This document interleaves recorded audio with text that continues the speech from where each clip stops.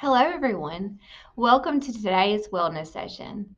We're going to continue our conversation about preparing for the holidays, and our focus today is going to be on setting boundaries. And mainly, we're going to focus on how to say no, because saying no or not saying no is what really gets in the way of us being able to set our boundaries.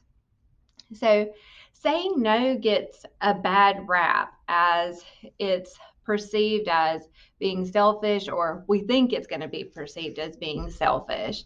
Sometimes we just feel like we can't say no, even though we would prefer not to do it, or we're even dreading not saying no, but we still say yes because it's just easier to do what's being asked of us than to deal with the guilt of not saying yes.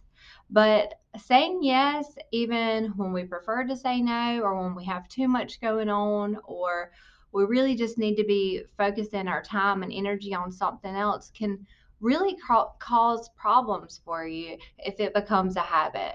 So, we're going to talk about some strategies for saying no so that will help us better set our boundaries. So, how can we change the cycle? Well, we can change it by starting to say no and really setting our boundaries. By saying no, we are being truth tellers. By just agreeing to do stuff that we don't even want to do or really don't even have the time to do, we're not being truth tellers and not being honest with ourselves and the other person. Isn't honesty an important part of relationships? When somebody's constantly asking you to do things and you're always saying yes, even though, like I said, you have other things to do or you just really don't have the energy to do it right now, then you're not really being honest with that other person. But they may not know what else you have going on or your energy level or what you need to be doing. So by saying yes, they just think that you're willing and able to do the task. So, in relationships with the other person, you may begin to start feeling resentment towards that person because they're always asking you to do stuff. But that's not really fair to the other person because you're not being honest with them. And then that resentment can lead to avoidance because you might just want to stay away from them so they're not asking you to help them do anything. And then before you know it, your relationship has drifted apart, all because you weren't willing to say no and set your boundaries. Saying no is self-care. By saying no, you're empowering yourself and giving yourself control of your time and your energy. Relationship capacity grows from being authentic and real, your real self, not playing pretend. So when our needs are not met, our stress levels tend to go up. And from previous sessions, we've learned that increased stress can lead to a lot of problems. It can lead to physical health problems. It can also lead to a decrease in job performance, an increase in mental health symptoms like anxiety and depression. So it's important to keep our stress levels managed. So, one thing that really keeps us from saying no is fear. So, this can be different for everybody. So, it's another time when you really just need to self reflect and think about what's keeping me from saying no and setting my boundaries. What is it that I fear? What do I think the other person is going to think or do? And you just have to, kind of like we do with our negative thoughts, catch, challenge, and change those fears.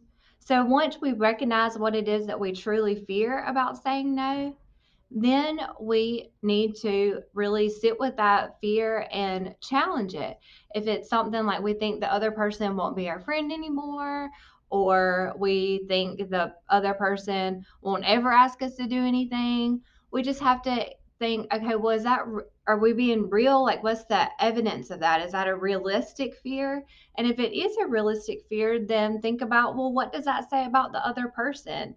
And do I even want to be friends with a person like that? Next, you'll want to change the fear to meet your needs.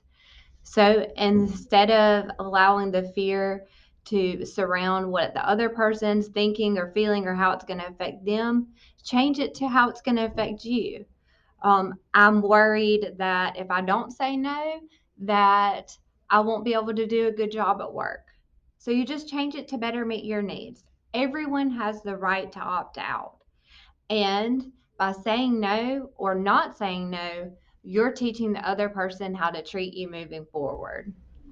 So, if saying no is something that you experience difficulty with, you'll definitely want to practice.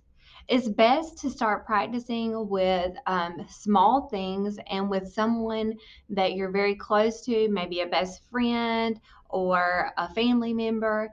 And with, like I said, something small. So maybe like if you're asked to go to dinner with them or to go to a movie, just practice saying no in that situation and see how it feels. Reflect on it after the situation and how it went. And then whenever you're ready, practice again with another scenario. So, here's some final tips I want to leave you with. The first one is just be in touch with your right to say no. Like I said, everyone has the right to opt out. Know your fears, whether that be rejection or the other person's perception. Just get in touch with yourself and recognize what your fears are. The next one is don't make excuses. The next one is to recognize your body language if you're saying no in person. So you want to make sure that you're aware of your body language, because the next strategy is be ready for pressure. So the person might bring on the full court press and butter you up with the you're the best person for the job. You can politely agree with the person and again say no.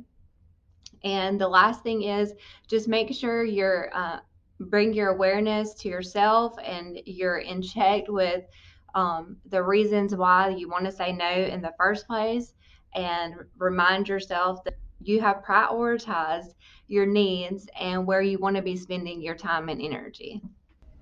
We've talked about in previous sessions how this is a very busy time of the year, and we usually see an increase in our social calendar. So I wouldn't be surprised if you're asked to do a lot more than you usually are and maybe stretched a little thin. So it's a great time to practice some of these tips and strategies over the holiday season. And just remember to practice your self care. Thank you for joining today's session, and I hope you'll stay tuned for our upcoming sessions.